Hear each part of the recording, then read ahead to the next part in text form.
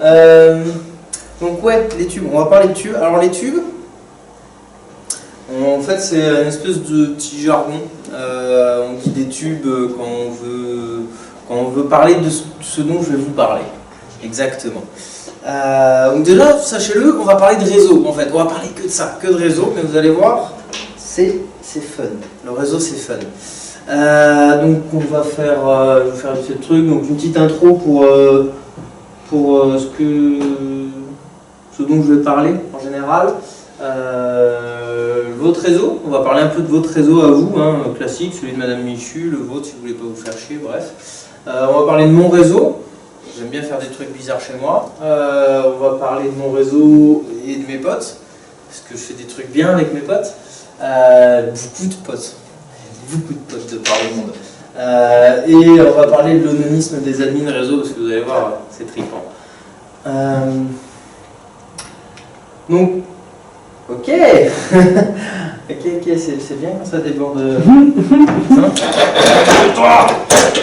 Voilà, là on est bien. Donc le réseau c'est fun, le réseau c'est simple aussi. Hein, le réseau c'est aussi votre liberté, surtout, hein, parce qu'à la base en fait, Internet c'est un outil et c'est un outil de communication principalement. Ça a été créé pour ça, pour communiquer.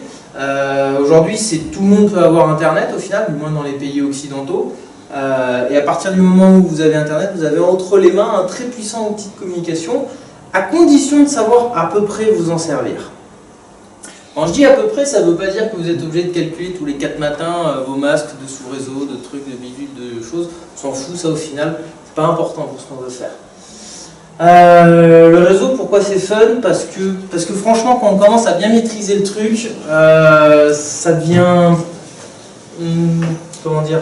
Ouais, ça devient vraiment fun. En fait, c'est ça, il n'y a pas d'autre terme. Le réseau, c'est fun, parce qu'on s'amuse avec, parce qu'on fait des trucs, on se dit « Oh, c'est énorme, ça marche !» Le réseau, c'est simple, parce qu'au final, quand on réussit à faire quelque chose pour lequel on a vraiment galéré, parce que des fois, ça arrive, hein, en réseau, on se dit « Putain, pourquoi ça marche pas? Qu'est-ce qui se passe ?» Mais quand on y arrive, on se retourne, on regarde derrière, on fait « Putain, j'étais vraiment débile il y a 3 jours, quoi. » Et donc le réseau c'est surpuissant en fait. En maîtrisant un minimum le réseau, vous pourrez tout faire. Tout, absolument tout. Chez vous, dans l'entreprise, avec vos potes, partout, vous pourrez toujours tout faire.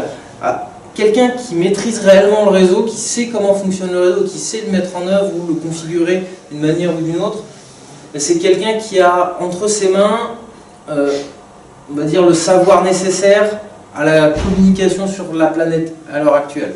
C'est-à-dire qu'aujourd'hui, sans Internet et sans les réseaux qui supportent Internet, il n'y a plus rien. Il n'y a juste plus rien en fait. Plus personne communique. Tout s'arrête. Quand je vous dis tout s'arrête, c'est vraiment tout s'arrête. C'est-à-dire que la bourse s'arrête, les avions, bon, ils ne s'arrêtent pas, mais ils sont plus capables de communiquer, donc d'atterrir. Donc à un moment, ils vont s'arrêter, en espérant que ce soit au sol hein, et pas dans les airs. Bref, les bateaux c'est pareil. Maintenant, satellite, Internet, tout ça. Vous arrêtez Internet, vous arrêtez le réseau, fouac, tout s'effondre. Maintenant, même les lignes téléphoniques sont sur le réseau, donc c'est la fête.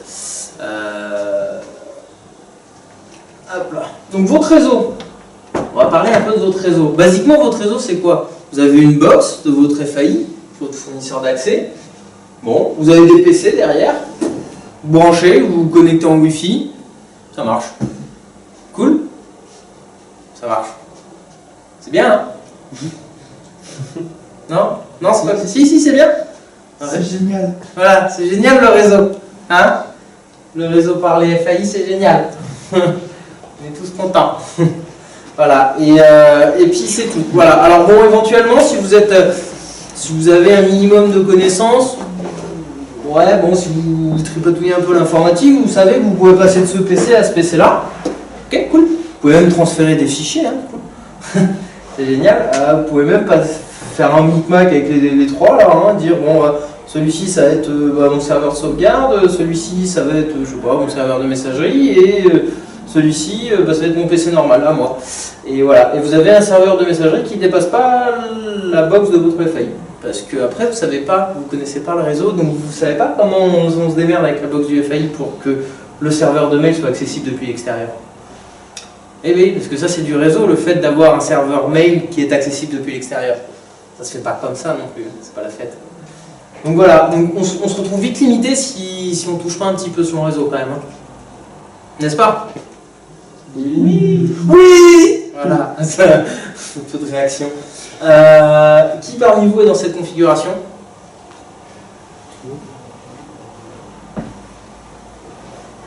Ah. 98%. Voilà. Personne.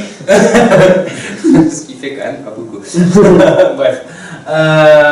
Bon, il n'y a pas de honte, hein. Au final, moi-même, quand j'arrive dans un nouvel appart, genre là, mon appart actuellement, où je suis arrivé, allô, mon FAI, bonjour, je voudrais une box. Bon, j'ai eu des petits soucis, mais au final, j'ai eu ma box et j'espère que je vais bientôt avoir internet. Mais en gros, voilà, la configuration basique, c'est la box, pan, et l'histoire, quoi. Mais fut un temps où j'avais pris la peine de vraiment mettre en place mon réseau, j'avais mis un petit peu de temps et j'avais commencé à faire des trucs sympas, genre ceci. Alors voilà, je vais vous expliquer un peu ce qui se passe, là. Parce que là ça commence à être un peu plus le bordel. Alors déjà, premier point, oui, j'ai beaucoup d'ordinateurs. Beaucoup d'ordinateurs chez moi en fait. Je dois en avoir 5 ou 6, un truc comme ça, ils me servent alternativement de serveur, de laptop, de machin, de trucs de bidule. Et donc du coup, ouais, j'ai besoin de pas mal de trucs. Et puis je m'amuse aussi, je m'amuse.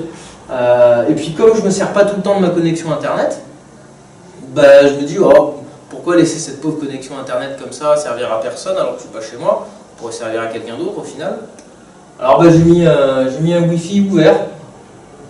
Alors cette idée de Wi-Fi ouvert, et même à plus forte raison de tout ce qui va suivre, donc je suis pas le premier à l'avoir fait, je suis pas le premier à le présenter dans une espèce de talk.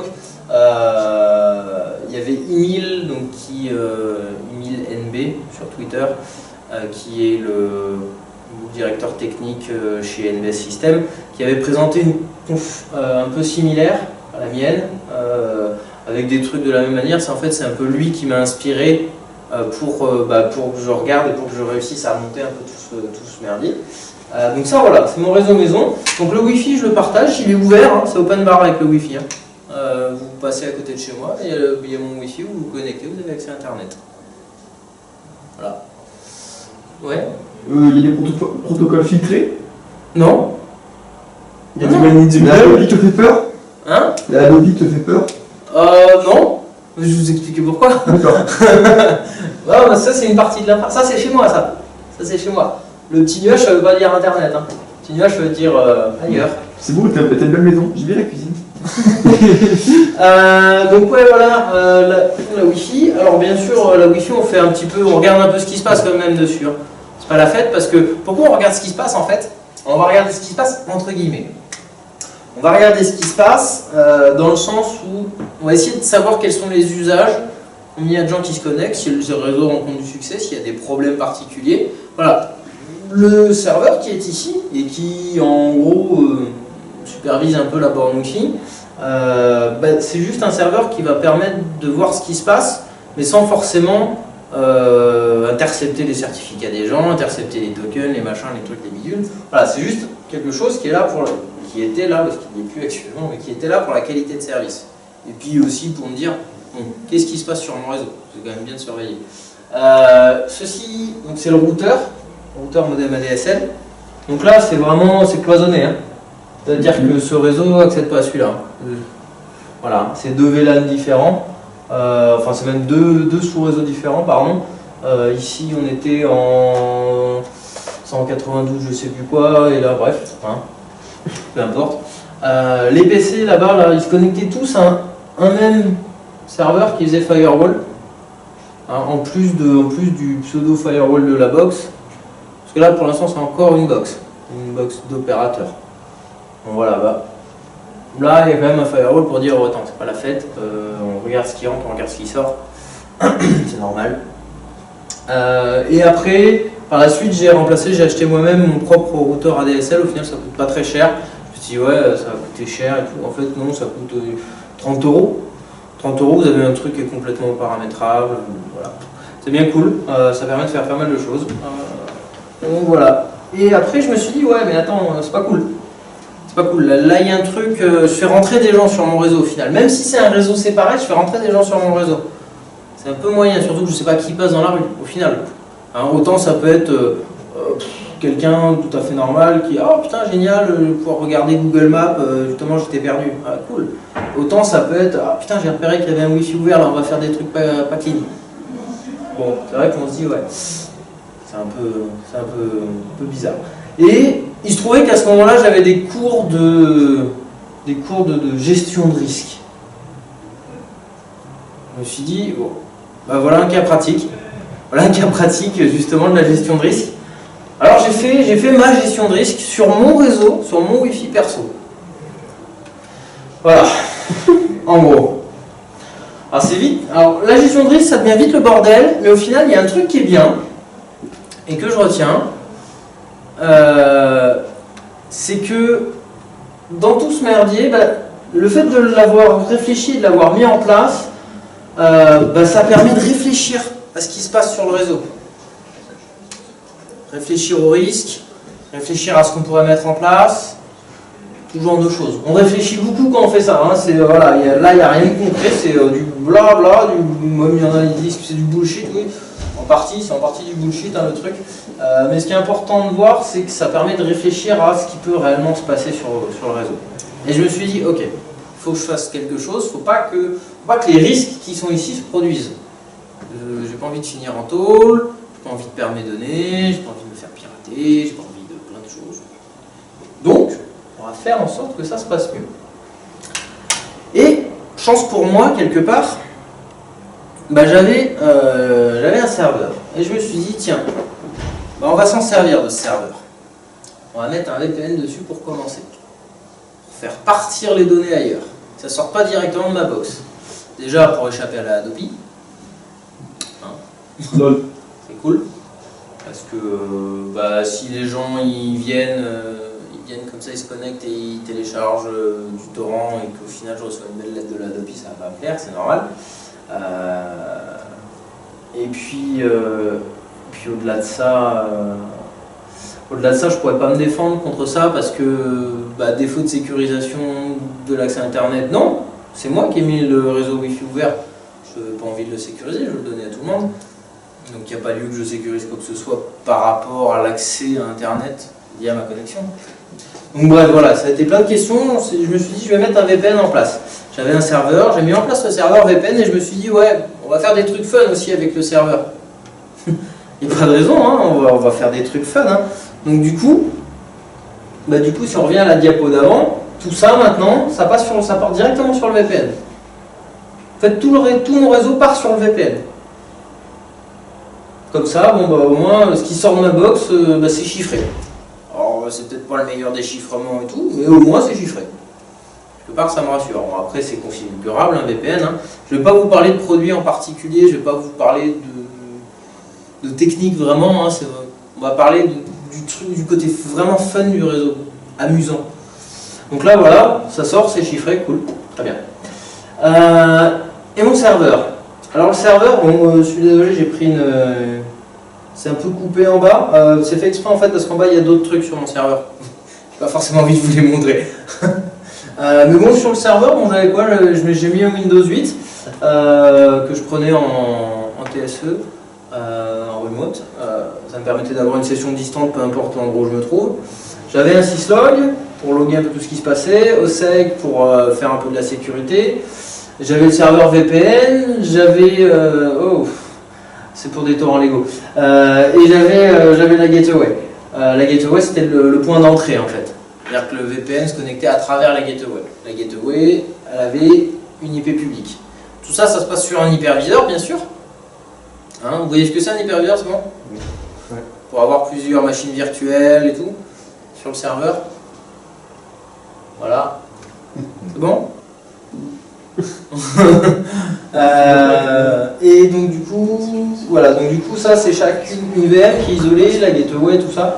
Je me suis dit, putain, il y a plein de services, et puis j'en ai rajouté tout après, hein. J'avais OnCloud, du partage de fichiers, du partage de ceci, le webmail, le machin, le truc, le milieu. Bon, j'ai bien rempli les services, hein. J'avais plein de services dessus. Je me suis dit, c'est dommage parce qu'au final, j'ai une infra de sauvage, qui est dimensionné pour au moins 500 utilisateurs, bon, peut-être pas autant, mais au moins une bonne centaine, et au final, bah, ça sert pour personne, ça sert qu'à moi, quoi. Alors c'est bien, j'ai mon propre serveur mail, mais bon, c'est pas marrant, quoi. C'est pas marrant, et puis ça fait beaucoup de travail juste pour moi, quoi. Et puis au-delà de ça, bah, le serveur que j'avais pris était en France, donc il était quand même soumis aux lois françaises. Donc même si j'échappais à une partie des choses, de ce qui se trimballait sur mon Wi-Fi ouvert, bah, j'échappais pas à tout. Et ouais. Et là je me suis rappelé de la conf d'Emile, toujours le même, qui lui faisait balancer des trucs à droite à gauche dans divers pays. J'ai dit tiens, moi j'ai des potes aussi. Moi aussi j'ai des potes. Et je me suis dit putain, on va commencer à faire des trucs marrants. Ça c'est quand j'ai commencé à attaquer en cours l'année dernière, quand j'ai commencé à attaquer le BGP. Je fais putain, moi aussi je veux faire du BGP sur mon serveur. Moi aussi je veux détuner le VPN, BGP, IPsec, machin, tout partout là, partout. Je veux que ça parte. Je veux que les données transitent, mais transitent, que ce soit chiffré. Je veux pas qu'on puisse voir ce qui se passe à l'intérieur des tubes. Même si j'avais envie, quelque part c'est con, hein, mais moi ce que j'aime bien quand je vais sur internet, c'est avoir dans l'idée que si je veux, je peux envoyer les plans d'une bombe atomique à un pote et que personne ne le voit. C'est con, hein, mais moi j'ai envie de ça. C'est-à-dire que peu importe ce que j'envoie, personne n'est capable de le lire. Que ce soit Google, que ce soit Facebook, que ce soit Microsoft, quiconque, personne n'est capable de lire ça. Et encore moins mes fournisseurs d'accès, et potentiellement encore moins la police. Il y a des fois, il y a des trucs qui sont un peu intrusifs et ça m'énerve. De toute façon, je me fais pas d'illusions. De toute façon, s'ils ont vraiment envie de me choper, j'ai rien fait pour, mais si un jour ils ont vraiment envie de me choper, ils n'auront pas besoin d'avoir espionné ma connexion toute ma vie pour me choper. Hein. Ils viendront toquer à la maison et puis ils prendront tout le matos, ils prendront les codes d'accès, et puis je serai obligé de les donner au juge et machin, et trucs évidents. Et peut-être qu'un jour, comme ça, bah, je prendrai 20 ans de tôle. Mais si un jour je prends 20 ans de tôle, ce ne sera pas parce qu'on a espionné ma connexion toute ma vie. Donc j'aime bien que ce soit chiffré partout et j'aime bien avoir des tubes. Voilà, c'est ça un tube. Un tube, c'est une connexion vers quelqu'un d'autre qui est entièrement chiffré, qui est entièrement protégé quelque part. On n'est jamais à l'abri, le risque zéro n'existe pas, mais il y a une sécurité renforcée par rapport à d'habitude. Ça me permet de communiquer avec cette personne. Et du coup, on a commencé à faire des trucs marrants. On a commencé à faire des trucs super marrants. Donc pour vous donner un ordre d'idée, moi j'avais un serveur en France. J'avais un pote qui avait un VPS en Islande. On va mettre, voilà, en Islande. Alors le VPS c'est tout petit truc, hein, ils s'en servaient de Seedbox. J'en avais un autre pote qui avait un serveur dédié un peu plus petit que le mien, mais bon, peu importe, qu'il l'avait en Suède. Ouais. En Suède. J'en avais un autre, je sais pas pourquoi, mais il avait réussi à choper un truc à Hong Kong. Allez savoir, hein. Bon, je vous fous, hein, au pire. Hein. Voilà, on va mettre HK, bref. Et j'en avais un autre qui était parti en Australie pour ses études, et là-bas aussi ils ont des serveurs, donc on avait aussi un serveur en Australie. Voilà. Et j'avais tous ces potes là, pour commencer. Et je me suis dit, putain, ça pourrait être sympa ça. Alors, le pote qui était en Suède, s'il l'avait pris en Suède, c'était pas pour rien. C'est qu'en Suède, ils sont quand même tolérants, et tout ça, et tout ça, et tout ça. Et je dis, et puis donc du coup, lui, il savait ça, et il avait une certaine compétence en informatique. Donc, je lui ai dit, écoute copain, faisons de l'IPsec. Faisons un tunnel IPsec. Bon. On a commencé à faire un tunnel IPsec. Voilà, France et Suède. Je dis écoute, je vais retransiter, je vais expliquer le truc, je vais retransiter une partie du trafic chez toi. Donc en gros, sur ma Wi-Fi, ça rebalançait sur mon VPN, et arrivé à la gateway, en gros, ça avait soit le choix de sortir sur Internet classique, entre guillemets, du moins le réseau de mon opérateur, soit le choix de partir en Suède. Bon là, après, on fait la différenciation un peu comme on veut, un petit script hein, pour dire, bah, par exemple, je sais pas moi, tel type, tel lien ou tel domaine, tout ce qui n'est pas .fr, bah, ça part sur le site, sur la Suède. Bon, pourquoi pas. Déjà, ça peut limiter pas mal de trucs, hein, parce que les sites en .fr, c'est rarement des sites illégaux, illicites. Ça peut arriver, mais c'est relativement rare, étant donné que c'est soumis quand même à pas mal de critères, le .fr. Donc bon, déjà, tout ce qui est .fr, je peux le laisser sortir tranquillement. Au final, on s'en fout un peu. Tout le reste, ça partait en Suède. Moi, je me suis dit, c'est un peu bourrin comme truc. Hein. Non, c'est pas un peu bourrin quand même? Un petit peu, hein. Bon. Je me suis dit, comment on peut faire? Bon, on a essayé plusieurs scripts et tout, et puis je me suis dit, il faudrait répartir un peu tout ça, éclater un peu tout ça.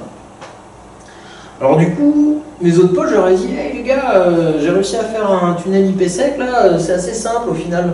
Parce que bon, qu'on s'y accroche un coup, hein, au début c'est dur, et puis après c'est simple. On a l'habitude. Et tu voudrais pas? Bon, allez hop. On a fait des serveurs, des tunnels IPsec un peu partout. Et puis au final, c'est mon serveur qui gère un peu tout ce merdier. J'ai dit, si un jour mon serveur tombe, on perd tout quoi. Parce que du coup, fatalement, vu que moi j'avais des services sur mon serveur, bah, ils n'allaient pas me prêter un point de sortie comme ça gratuitement. C'est pas la fête. Alors comme c'est des copains, ils vont pas me faire payer. Par contre, en retour, je leur donne des services. Dire par exemple le serveur mail, bah, je leur fais des comptes sur le serveur mail, ou alors le serveur VPN aussi, ils ont besoin d'un accès depuis la France au serveur VPN en mode fufu. Bon, ouais, on donne. Voilà, plein de services, donc du coup ça génère un peu de trafic des utilisateurs. Elle me dit putain, si un jour celui-là il tombe, tout le monde perd tout quoi.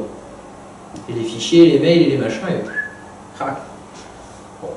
Alors au-delà de la politique de sauvegarde que j'avais mis en place sur le serveur, bon, il y avait une question, on va dire, de centralité.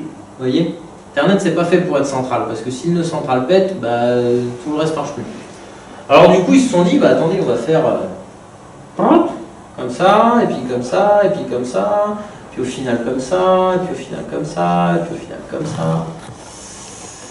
Ça commence à être un peu le bordel. Alors là je vous laisse imaginer qu'au début on a fait ça en route statique, parce qu'on est intelligent. On s'est dit, ouais, en route statique, si on rajoute des points, puis bon, entre temps il y a les copains des copains qui se connectent. Un peu de partout, comme ça, voilà, parce que tout le monde a plein de copains, tout le monde distribue les trucs, tout le monde machin, tout le monde bidule. Hein? Ça commence à être un peu le bordel. Alors du coup on s'est dit, voilà, on a fait le IPsec, hein, on est les meilleurs du monde, on va s'attaquer à BGP maintenant. Alors on a mis en place du BGP, vous voyez comment ce que c'est BGP? Alors BGP c'est un protocole de routage, c'est le protocole de routage qui est utilisé pour les dorsales d'Internet. Dire que les grosses zones interopérateurs sont gérées par BGP. En gros, on va parler de gros, voilà, un FAI, voici un deuxième FAI, voici un troisième FAI. Ici vous avez un point de peering, donc d'interconnexion, ici vous en avez un autre, ici vous en avez un autre. Bah, en gros, l'idée c'est de dire que même BGP en fait il tourne sur ces points de peering. Et l'idée c'est de dire que bah, si jamais un jour lui il part en sucette, et bah, cet opérateur pour contacter celui-là, il est capable de faire comme ça et comme ça. Voilà. En gros c'est ça BGP. Vous voyez, c'est simple. Puis c'est marrant en plus. Non, vous trouvez pas ça marrant? Dans les faits c'est marrant parce que quand vous réussissez à mettre ça en place, waouh, content. Et donc du coup voilà, BGP c'est ça, on s'est dit on va mettre BGP en place. On était furieux, hein, voilà. Alors pour moi BGP c'était mythique, c'était vraiment the protocole de routage et tout, c'était super chaud, c'était machin. Et au final non, au final c'était plutôt simple BGP. BGP, donc si c'est un protocole de routage, ça intervient au même niveau qu'IP? Je voudrais pas dire de bêtises, il me semble, oui. Mais c'est complémentaire, c'est ça, non, ça va au-dessus d'IP. Non, ça sert d'IP, ça doit être sur la... Je dirais une bêtise. Donc je vais m'abstenir, je regarderai, je te donne la réponse. Ok? Parce que là, comme ça, de tête, il utilise les protocoles d'Internet, donc IP, tout ça. Je pense qu'il est au-dessus IP. Ou au même niveau, je sais pas. Là, comme ça, tu me mets un violent doute, donc je vais rien dire. C'était juste ta question. Ouais. Ok. Du coup, là. Donc voilà, on a commencé à mettre en place BGP. Ça a commencé à devenir super fun, et puis on a commencé à mettre en place de plus en plus de règles. Ça a commencé à alourdir un peu parce que du coup, là aussi, il y avait un VPN qui entrait, qui ressortait, qui machin, qui bidule, qui truc. Alors des fois, je voyais passer des trucs sur le serveur. Qu'est-ce que c'est ça? Puis des fois, c'était marrant. Parce qu'on s'est retrouvé avec des situations où en fait, il y avait un mec qui rentrait là, qui, via les règles, partait là, puis partait là, il repartait là-bas, qui repartait là, enfin moi c'est schématique, hein, mais bref, ça va comme ça, et à un moment ça arrivait chez moi, et ça repartait là, quoi, à son point d'entrée. Du coup, en fait, le truc tournait en boucle, quoi. Les requêtes n'arrivaient jamais, parce que le truc, ou alors il y avait des latences de folie, parce que justement on n'avait pas réussi à bien régler le truc. Donc du coup il a fallu qu'on essaye de se concerter un petit peu pour les règles de filtrage, d'avoir dans cette espèce de réseau qu'on a créé, que certains appellent des darknets. Nous c'était pas un darknet, hein. Nous c'était juste un réseau privé entre potes. Voilà. Comme vous faites une petite fête privée, bon bah voilà, nous c'était pareil, c'était une petite fête privée. Et donc du coup on s'est concerté, on s'est dit on va édicter des règles de bonne pratique qui disent que par exemple tel type de contenu, ou alors tel type de fichier, ou alors telle URL va sortir à tel ou tel endroit. Hein, je ne vais pas vous faire trop dans le détail, mais par exemple il est clair que par exemple tout ce qui était torrent n'allait certainement pas ressortir en France, ni même en Grande-Bretagne, ni même en Australie. Voilà. Hein. Il y a des trucs, on sait que, par exemple, le torrent, non, ça ne sort pas dans ce genre de pays. De la même manière que des recherches sur le terrorisme, ou des recherches sur Al-Qaïda, sur ce qu'on veut, et ça sort pas aux États-Unis. C'est une mauvaise idée. Ça sort un bon Guantanamo. On peut faire sortir ça, ça dépend. On peut faire sortir ça en Suède, on peut faire sortir ça, on peut éclater un peu les trafics. Bon, voilà. Donc, honnêtement, sur le terrorisme, des trucs sur le terrorisme et de la vie de mes potes, on n'en a pas croisé beaucoup. C'est-à-dire que vraiment des types qui cherchaient à faire des bombes, il n'y en avait pas dans nos potes. Déjà, c'est une bonne nouvelle. C'est rassurant aussi, quelque part. On se dit, on a confiance dans les potes quand même. Ils vont pas nous faire péter la tour Eiffel. Et puis tout ce qui va être vidéo par exemple, les vidéos YouTube, le machin, les bidules, les trucs, YouTube on fait sortir directement aux États-Unis et rentrer aux États-Unis. Parce que du coup comme ça, ça rentre dans un tunnel chiffré, et un peu à la manière de ceux qui contournent les limitations free avec un VPN, de la même manière on échappe à toutes les limitations sur YouTube dans les accords peering. Voilà, ça traverse tout. Et on a juste un tunnel chiffré, pouf, les opérateurs savent que ils sont obligés de lui accorder de la bande passante parce que c'est de la donnée, ils font la demande, et ils savent pas ce qu'il y a derrière, donc ils peuvent pas la brider. Au-delà de ça, ils n'ont pas encore le droit, c'est pas la fête.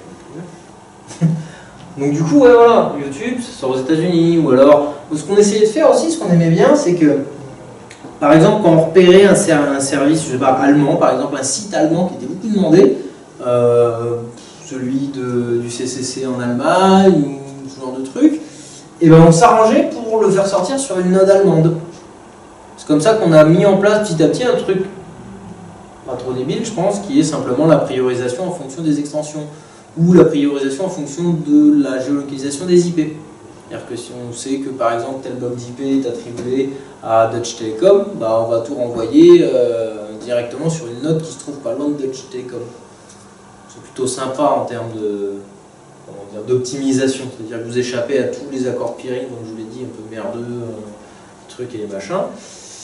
Puis on avait aussi des trucs qui disaient que si par exemple telle node était engorgée parce que c'était un tout petit VPS, on va essayer de le faire basculer. Alors tout ça c'est on l'a fait de différentes manières.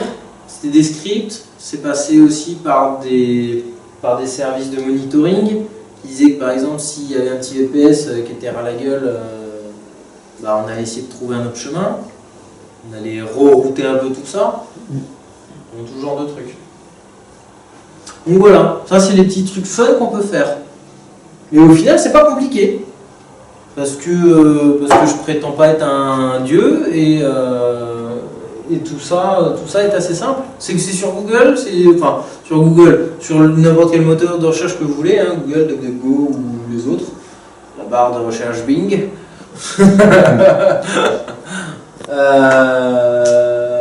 Voilà, c'est sur internet, hein, vous pouvez trouver la doc, vous pouvez trouver les trucs. Ce qu'il faut savoir c'est quoi? C'est qu'on les mots-clés VPN, IPsec, BGP, Debian ou tout autre Linux style.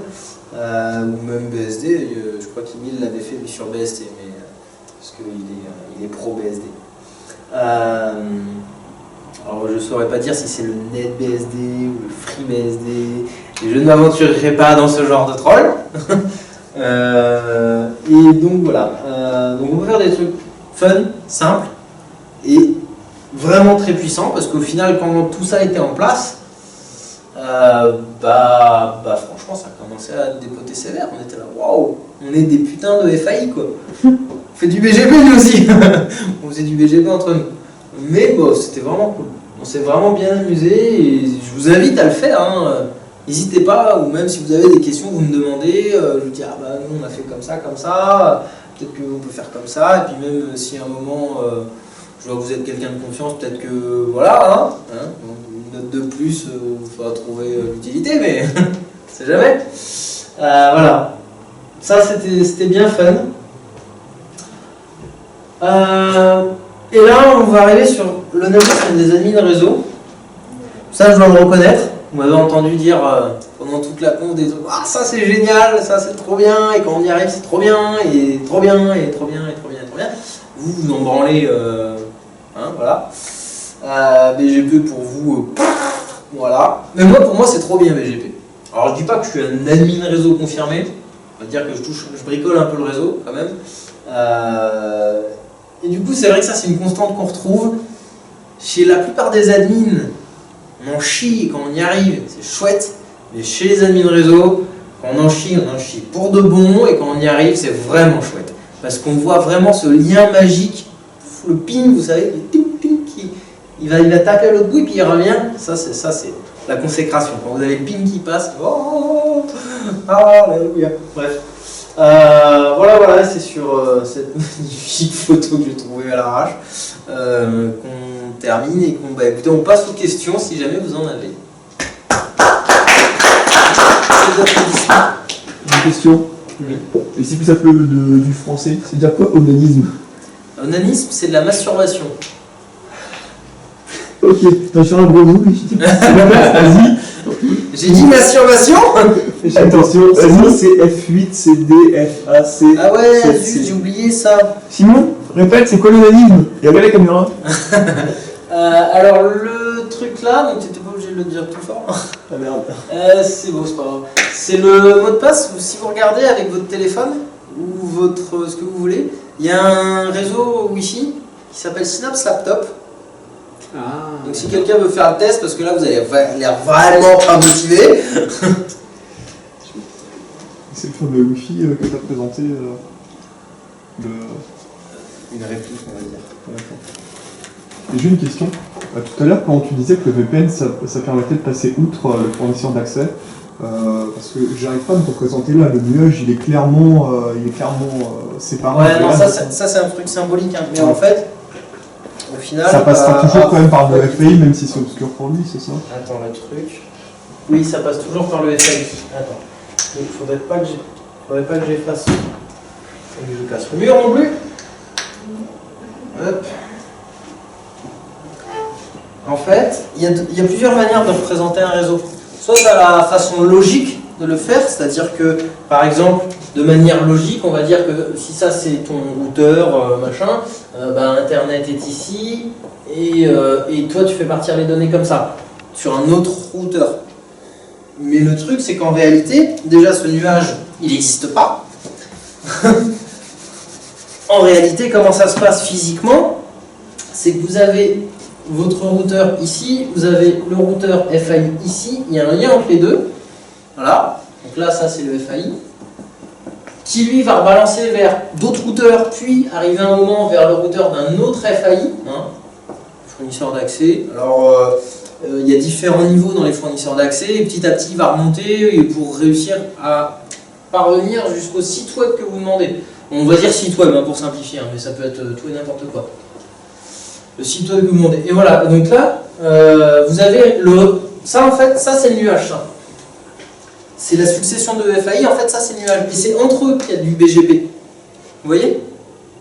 Parce qu'en fait, là, même ici, à ce niveau-là, quand vous regardez votre box, quand vous faites mon IP, vous savez, les sites, là, mon IP, vous chopez votre IP, au final, vous chopez l'IP d'un sous-réseau de l'opérateur. C'est-à-dire qu'à ce niveau-là, c'est comme si c'était votre propre réseau.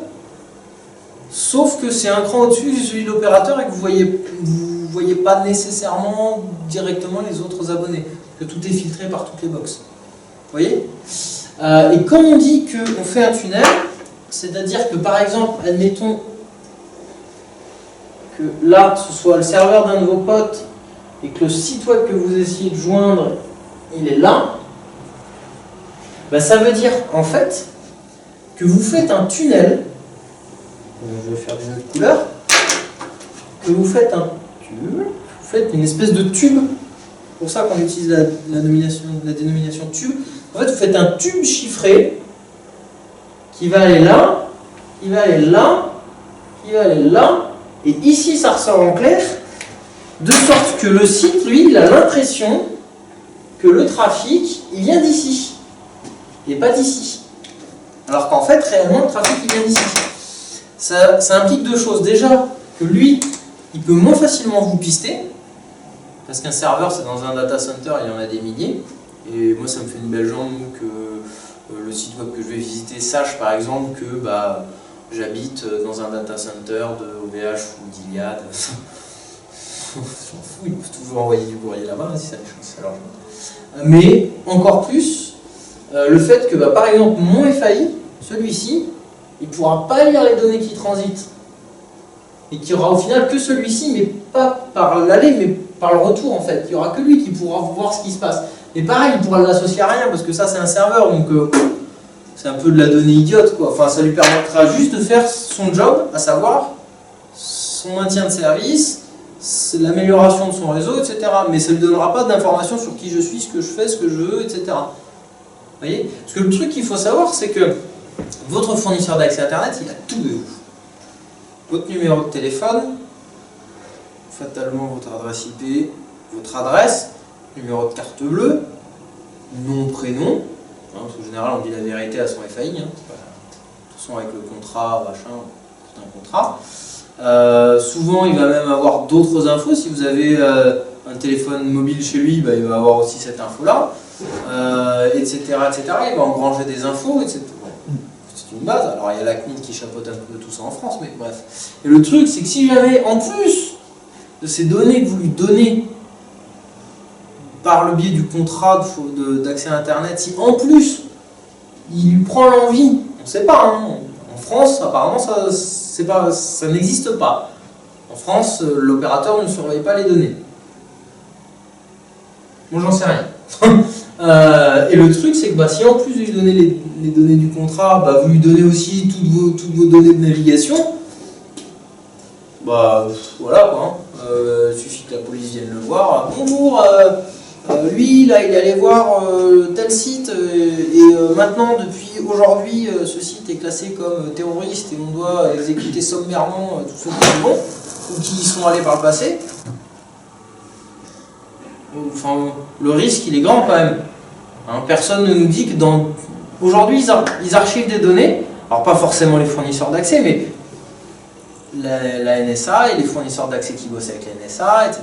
Ils archivent des données, et c'est dangereux ça d'archiver des données de navigation, parce qu'au final, dans 10 ans, si on dit ah bah, tel comportement, on déclare que c'était dangereux et que c'est rétroactif, c'est-à-dire que pour une navigation que vous pensiez légale, et au-delà de ça, que bon, selon vos convictions, vous ne pensiez pas que ce soit mal de le faire, 10 ans plus tard, on vous arrête et on vous emprisonne, ou même pire, dans 10 ans, on ne sait pas ce qui se passe. Sauf que dans 10 ans, ce qu'on sait, c'est qu'il y aura toujours ces données, et qu'elles pourront tout dire de vous. Absolument tout. Voilà. Moi j'ai une question concernant tout ce que tu disais, les contrôles de peering en fait par rapport à YouTube. Est-ce que tu peux nous en dire plus sur ça? Est-ce que c'est limité à YouTube? Est-ce que c'est limité à certains protocoles de streaming ou des trucs comme ça? Et alors, justement, qu'est-ce qu'ils se disent entre eux, entre les FAI? Enfin, quelle est la limite et alors, qu'est-ce que ça change pour l'internaute? Il y a eu une étude. Qui montrait notamment, c'est paru il n'y a pas longtemps sur un blog, il faudrait que je le retrouve, mais là comme ça je ne l'ai pas en tête, justement sur les comparaisons. Alors là ça ciblait Free, mais c'est potentiellement valable pour d'autres opérateurs. Alors fatalement ça va être moins valable pour des opérateurs comme Orange, Numéricable, qui ont quand même leur réseau en propre et qui sont assez solides sur leur réseau, donc du coup au final eux ils louent rarement du réseau aux autres et donc du coup ils font rarement ce genre de truc, ça les impacte pas trop. Par contre Free, qui n'a pas forcément un réseau en propre et qui passe beaucoup par d'autres opérateurs, quand il est sur, on voit sur les graphiques et les stats que ce site a sorti, là, ce blog, on voit que sur son réseau tout se passe bien, toutes les données sont traitées de la même manière, avec un taux d'échec de la même manière, que ce soit, ils ont tout testé, enfin ils ont testé une large gamme, les points FLV, donc ça c'est du flash, les TXT, le PDF, les images, le machin, le truc bidule. Donc ça sur leur réseau, pas de souci, tout est traité à égalité. Donc il y a une neutralité de traitement de données. En revanche, quand on arrive sur des réseaux Orange, là, YOLO. On voit que les débits FLV, machin, truc bidule s'effondrent carrément. Le débit s'effondre et le taux d'échec augmente. Et on voit par contre que en contrepartie, entre guillemets, des trucs, d'autres trucs, voient leur débit augmenter mécaniquement, quoi. Parce qu'ils sont pas souvent téléchargés, parce qu'ils prennent pas beaucoup de bande passante, parce que voilà, bref. Pourquoi? Parce qu'en fait, un accord de peering entre opérateurs, c'est un truc qui dit si tu utilises mon réseau, tu payes. Fatalement, plus tu utilises le réseau, plus tu payes. C'est pas forfait machin, voilà. C'est-à-dire que si chaque kilo-octet c'est de l'argent. Et donc du coup, plus les gens vont aller sur YouTube, plus les abonnés Free vont aller sur YouTube, qui est consommateur de bande passante et de données, plus ils vont aller sur YouTube via le réseau d'Orange, les abonnés Free, plus ça va coûter cher à Free. Et la box à 4 €, elle n'est pas rentable au final si tout le monde va sur YouTube. Et c'est pareil pour, par exemple, tous les sites de streaming, que ce soit légal, illégal. Voilà, Netflix, faut espérer pour Free que, pour les abonnés Free, il faut espérer que Netflix, ils auront leur serveur en France. Parce que sinon Free sera obligé d'appliquer la même limitation. Vous voyez? Et donc par rapport à ça, en fait, je sais pas combien vous avez de users par exemple, enfin combien vous avez de nœuds dans votre réseau là? Alors on peut pas dire des choses comme ça. À peu près, non On a plein. Ok. Ça varie. Et est-ce que justement vous avez fait un truc pour que chaque nœud soit un FAI différent et des règles justement par rapport à tel FAI? Non. Nous on n'a pas fait comme ça, comme je disais tout à l'heure en fait. On a utilisé des scripts et du monitoring pour pas trop charger les serveurs, répartir les charges entre les serveurs. Après, de toute façon, il n'y a pas des millions d'utilisateurs sur les trucs là. En gros, si on compte une moyenne de 2-3 utilisateurs par node, c'est le maximum, quoi. Donc c'est pas, voilà, il n'y a pas des milliers de personnes là-dessus. Parce que justement, il y a aussi une forte relation de confiance. Parce qu'au final, même si, de ce que j'ai vu passer par mon serveur, quand j'avais la curiosité de regarder et tout, j'ai rien vu de particulièrement illégal ou de trucs vraiment waouh, je suis super chaud, il n'y avait pas de vente d'armes, il n'y avait pas de. Même sur le reste des nodes, je me suis un peu baladé sur les différents services. J'ai rien vu de dramatique, quoi, qui serait contraire à la morale, à l'éthique ou à la loi. En revanche, on ne sait pas si un jour un nouvel utilisateur va pas en profiter pour aller acheter des armes, acheter des bombes, acheter des enfants, manger des grands-mères, enfin bref, voilà, la totale quoi. Non mais on peut se le dire, au final, un utilisateur lambda est techniquement capable de faire tout ça sur un réseau.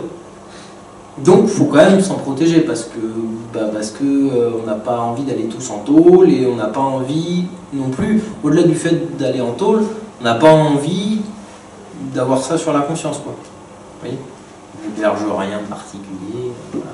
À la différence de certains darknet où là, bon, c'est fait exprès pour abriter des black market et machin et trucs et bidule. Donc là oui, ça c'est des trucs faits exprès.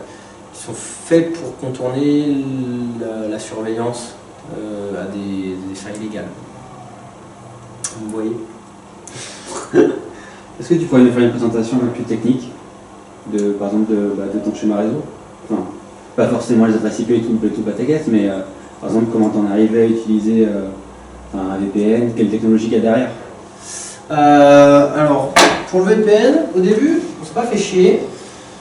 Attends, je vais repasser sur celui-là.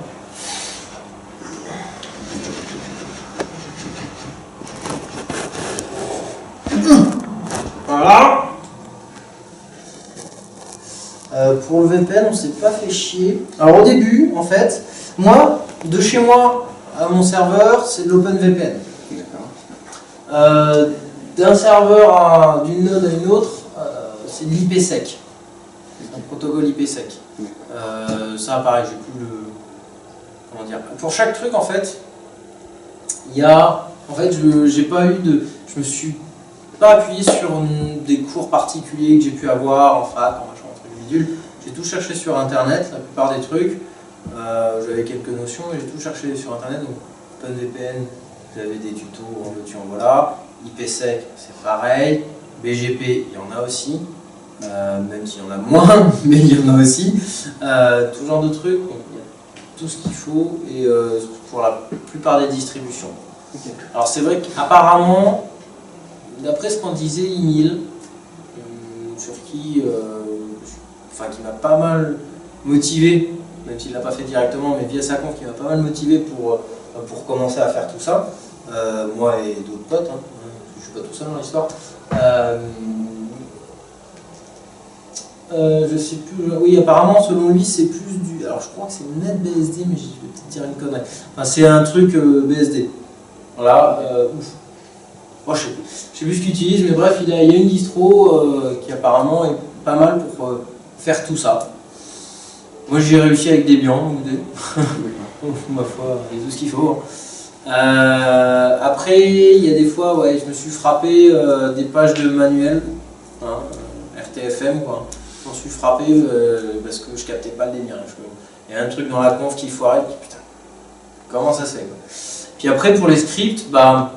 Alors pour le monitoring, on a utilisé, au début on a commencé à utiliser du Monit. C'est un tool assez simple de monitoring, savoir un peu ce qui se passait. Puis après on a testé différents trucs. En fait, ce qui était intéressant avec Monit au début, et ce qui restait, c'est qu'en fait Monit, sa façon de fonctionner, c'est qu'il détecte une situation et il applique un script. D'accord. Quand tu dis une situation, c'est? Bah, par exemple, il va détecter que tu es à 80% de RAM. D'accord. Si tu es à 80% de RAM, qu'est-ce qu'il fait? Donc à 80% de RAM, il exécutait un script qui disait stop, arrête tout. Donc il envoyait, c'était un truc, alors c'est pas moi qui ai fait ça, donc je suis pas forcément hyper précis dessus, mais en gros c'était un script qui envoyait une information aux autres nodes pour dire attention, voilà. Après, de toute façon, il y a aussi des mécanismes dans les protocoles de routage qui détectent ce genre de truc. C'est-à-dire que si une node est trop chargée, elle va mettre du temps à traiter les paquets. Donc du coup, son poids réseau va augmenter et donc du coup, ils vont choisir une autre route automatiquement. C'est aussi à ça que sert le BGP. Enfin, le BGP et le reste des protocoles de routage. Et vous avez fallu combien de temps pour mettre en place ce projet, enfin pour que ça commence à être au moins fonctionnel? Ça s'est étalé sur longtemps parce qu'on a fait ça petit à petit, selon l'envie. Donc ouais, il y en a eu peut-être. Ça s'est étalé sur 2-3 ans. Un truc comme ça. Ouais, 2-3 ans, quelque chose comme ça. C'est pour ça. Merci beaucoup. Merci. Merci. Voilà. You're welcome, sir.